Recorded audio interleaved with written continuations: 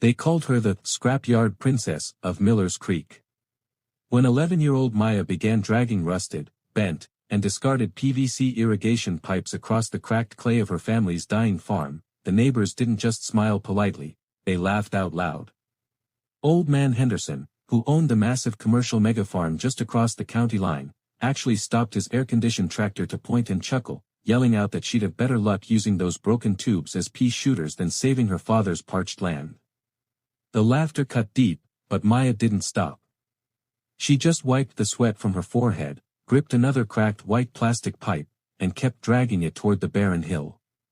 Nobody in the valley understood that these forgotten pieces of trash were the secret ingredients to a farming revolution that would soon leave the entire agricultural community utterly speechless. The summer of 2024 had brought a brutal, unrelenting drought that choked the life out of every small family farm in the region. Maya's father, Thomas, was a proud third-generation farmer, but his hands were tied by a mountain of debt and a dried-up well. The local reservoir was critically low, and the government had strictly rationed water usage. Big industrial farms like Henderson's could afford expensive, deep-bore deep well pumps and computer-guided, high-tech drip systems to keep their crops lush. But Thomas was facing total bankruptcy. His corn stalks were stunted, yellowing, and rattling like skeleton bones in the hot wind. One evening, Thomas sat at the kitchen table with his head in his hands, staring at foreclosure notices. Maya watched from the doorway, her heart breaking. She knew she couldn't buy expensive equipment, but she possessed something the megafarms lacked, a brilliant, analytical mind and an obsession with old, discarded physics textbooks. The next morning, instead of playing, Maya took her small red wagon and began scouring the ditches, abandoned barns, and equipment graveyards of the valley. She was looking specifically for what everyone else deemed completely useless, cracked, sun-baked, and warped PVC irrigation pipes that other farmers had tossed aside after upgrading their systems. To the untrained eye, Maya was just collecting garbage. For 3 weeks, she endured the mockery of the local townspeople. When she asked Henderson if she could clear out the pile of old pipes rotting behind his barn, he snorted and said, "Take 'em all, kid. Maybe you can build a plastic castle to hide in when the bank takes your dad's land." Maya didn't care about the sarcasm, she just saw structural treasure. Once she had accumulated over 100 broken segments, she set up a makeshift workshop in her family's dilapidated barn. She didn't have fancy welding gear or expensive adhesives. Instead, she used cheap tree resin, melted plastic grocery bags, and old rubber inner tubes from bicycle tires to seal the cracks. Her father was too consumed by worry to closely monitor her project, assuming she was just finding a coping mechanism for the stress. But Maya was actually executing a complex, multi-tiered engineering plan. She wasn't building a traditional watering grid, because standard grids required high water pressure, which their dried-up well couldn't provide. Instead, she was designing a self-sustaining, gravity-fed, microcapillary condensation network. She began digging precise, shallow trenches along the highest elevation of their sloping property, defying standard farming logic by placing her crops on the steepest, most sun-exposed incline. She meticulously connected the salvaged pipes, deliberately utilizing the varying diameters of the junk tubes.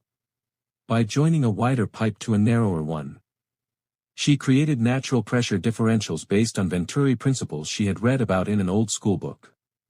Inside these pipes, she lined the bottom walls with charred wood charcoal from their fireplace and layers of dried moss. When she finally hooked the system up to their meager, low-pressure rainwater collection barrel at the top of the hill, something miraculous began to happen. The system didn't just transport water, it recycled it. As the sun baked the plastic pipes during the scorching day, the moisture evaporated inside the sealed tubes, hit the cooler upper curve of the plastic, condensed, and trickled directly down into targeted, subterranean root zones through tiny, needle-sized punctures she had melted into the PVC. While Henderson's high-pressure sprinklers lost over 40% of their water to evaporation in the midday heat, Maya's jury-rigged junk system was operating at near-perfect efficiency, completely hidden beneath a layer of light mulch. But the real mystery wasn't just how a little girl had managed to construct a working irrigation system out of literal garbage. The true shockwave hit Miller's Creek 3 weeks later, when the first green sprouts began to aggressively punch through the dry, baked earth on Maya's hill. They weren't just growing, they were thriving at a speed that defied every known agricultural timeline in the county.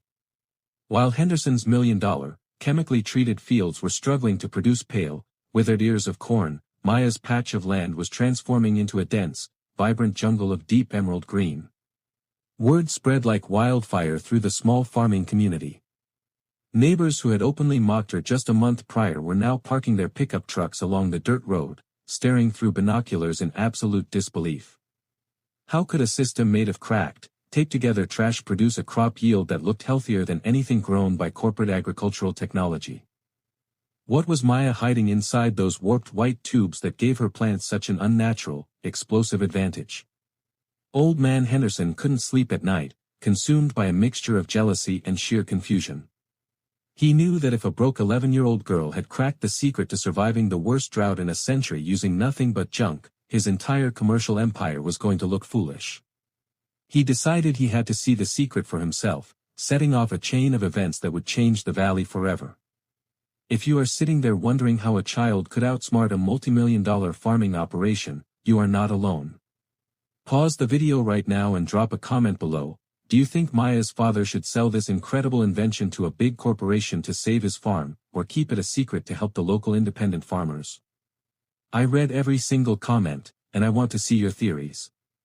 If you love stories about brilliant underdogs proving the doubters wrong, make sure to hit that like button right now. It helps the algorithm share Maya's incredible journey with more people who need inspiration today. As Henderson marched onto the property to demand answers, he didn't find a trick.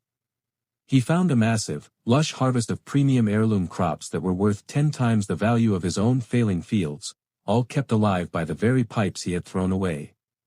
Maya's genius didn't just save her family farm from foreclosure, it sparked a global movement toward low-cost, sustainable farming.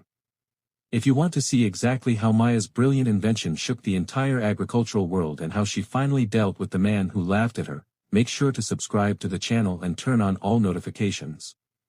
We have an entire library of mind-blowing, true-life underdog stories waiting for you right now, so click on the playlist appearing on your screen to keep watching.